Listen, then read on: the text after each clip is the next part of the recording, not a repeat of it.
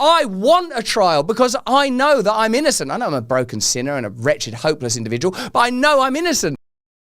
Let's see what's going on in my beloved country, the United Kingdom. Keir Starmer, the floundering leader, child of the Lord though he is doing comedy in Parliament. I've not watched this yet, but I know that comedy is the acknowledgement of a continually present second world where all of our little games and schemes and stances and poses come to naught.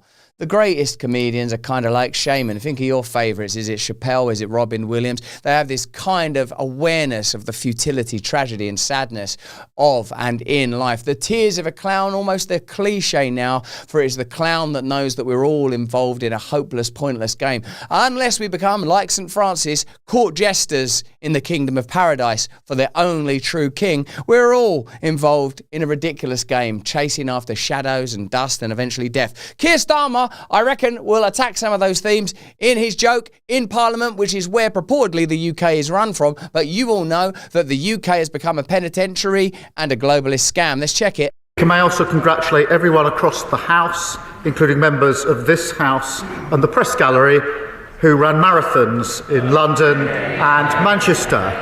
In particular, the Honourable Member for Gordon and Buchan, for the fastest run of any female MP. And of course the Shadow Justice Secretary, who I'm reliably informed is still running.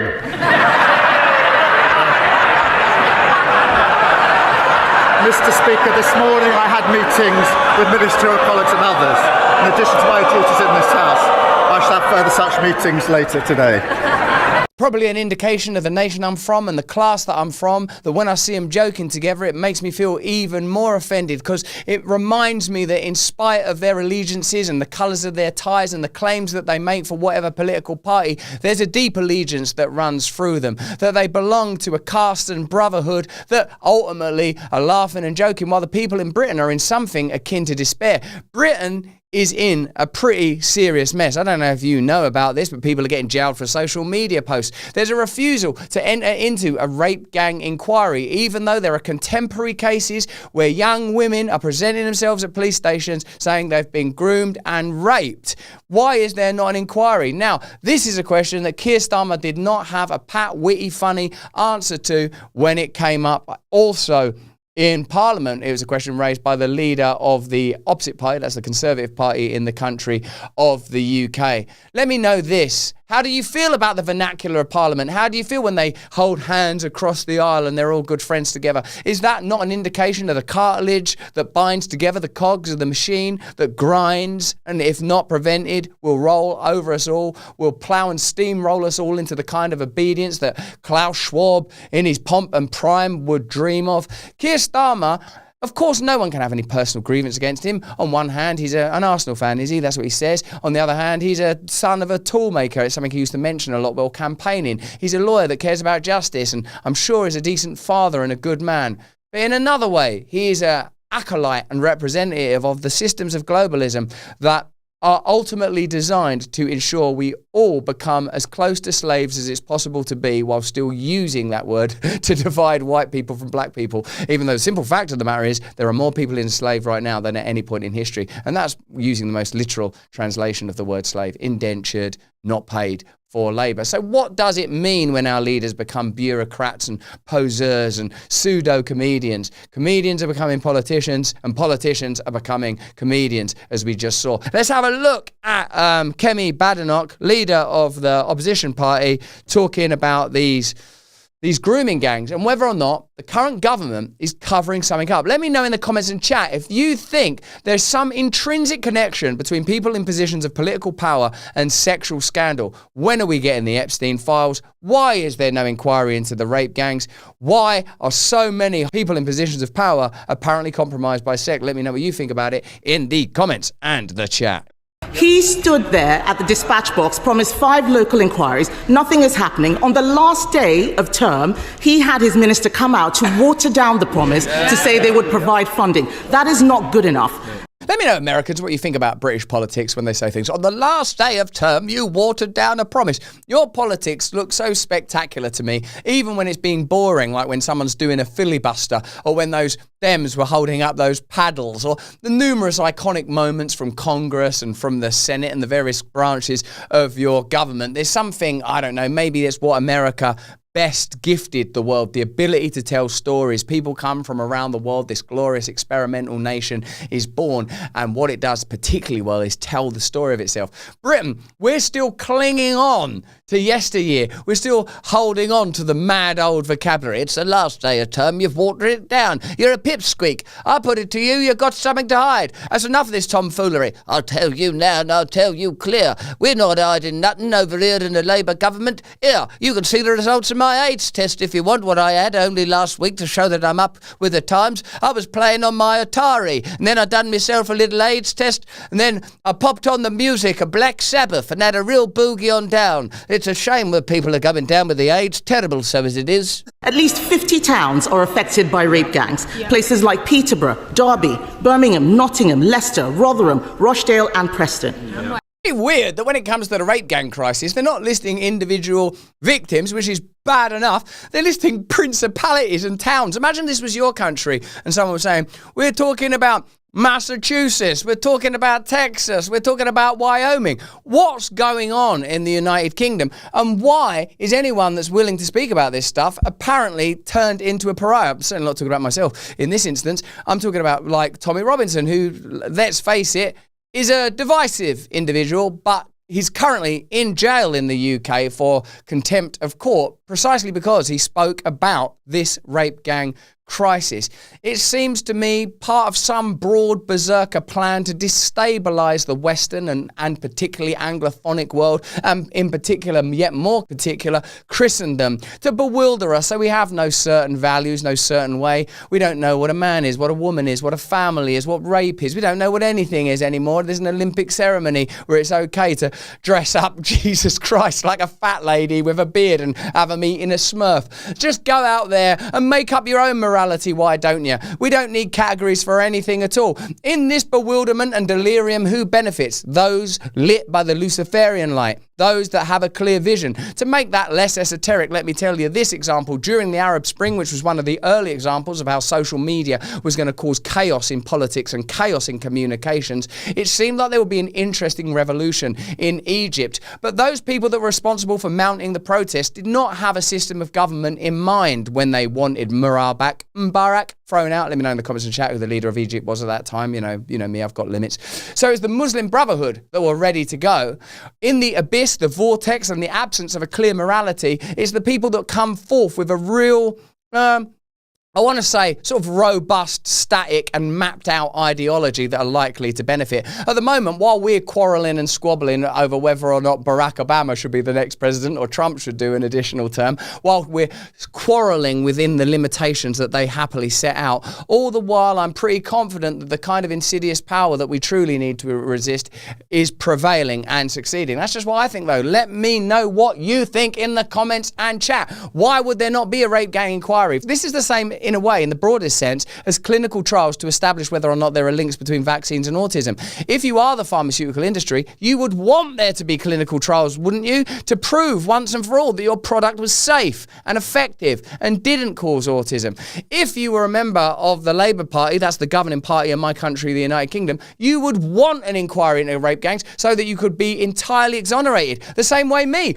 I want a trial because I know that I'm innocent. I know I'm a broken sinner and a wretched, hopeless individual, but I know I'm innocent. So an examination, a thorough and intrepid examination, will establish that innocence in the eyes of everybody. I welcome it. What a relief it will be. I'm going to my country right now. So why wouldn't they want an inquiry into rape gangs? Let me know in the comments and chat. What have they got to hide?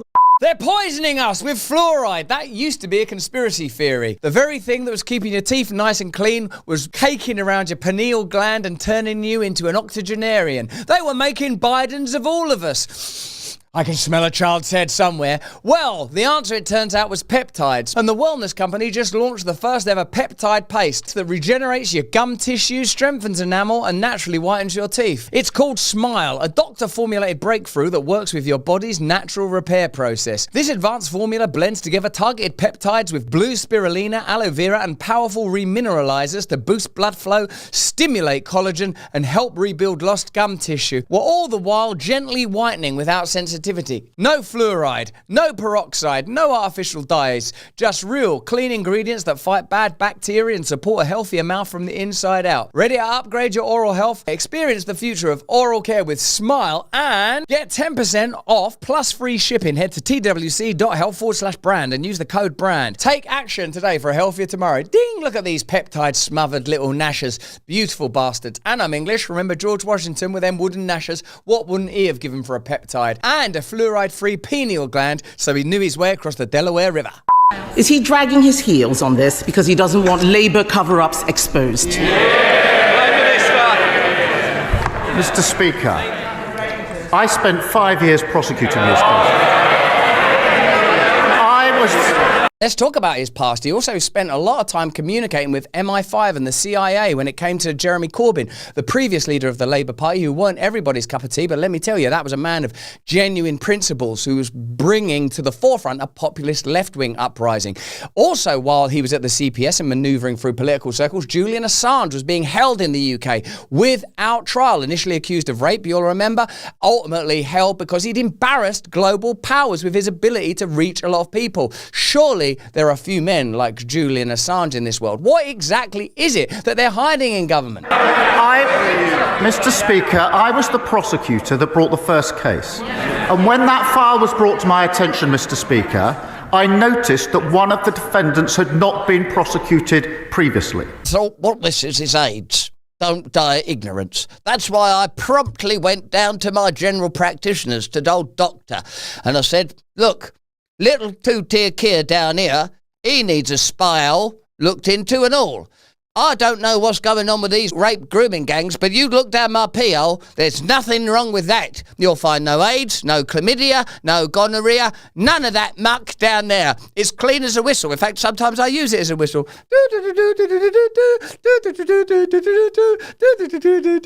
We live in a democracy. Far from covering up, I asked for that file so that I could have a look at it. On the back of that, I then changed the entire approach to prosecutions, which was then lauded by the government. We were doing the right thing and brought those prosecutions. So my record was going after where I thought something had gone wrong and putting it right. She stayed silent throughout their years in government, and so did the entire front bench. As long as they're allowed to engage in jocular moments, joking about the marathon, tit-for-tat moments, blaming previous administrations. This is, as you know, a governmental trick across the world. Oh, we're trying our best. It's our predecessors. They did nothing. We're clearing up their mess. Everybody does that. It's standardized. We won't be able to improve the world, and perhaps more significantly in the instance of the topic of this discussion, what about these poor young women that were getting raped? Hundreds of them, thousands perhaps. You have to list them by towns. It's not individuals. This town, that town. Now that seems like it warrants an inquiry, doesn't it? If you're watching this in the UK in particular, let me know if you think the resources and time ought to be invested in why this level of injustice has been able to prevail. Are resources being directed correctly? Let me know what you think in the comments in the chat. Paul Shobo, who's always funny in the chat, goes, it was like that when I got here. Listen, I was a bit busy doing an AIDS test. You know, the other thing you might know about Keir Starmer is when there were riots in London in 2007, he ensured courts were open round the clock and people weren't tried in magistrate courts, but instead in Crown courts in order to ensure that their matters were processed quickly, but people were given draconian sentences. Let me know what you think's happening in the UK right now. Is it a land of justice, authenticity, integrity and openness?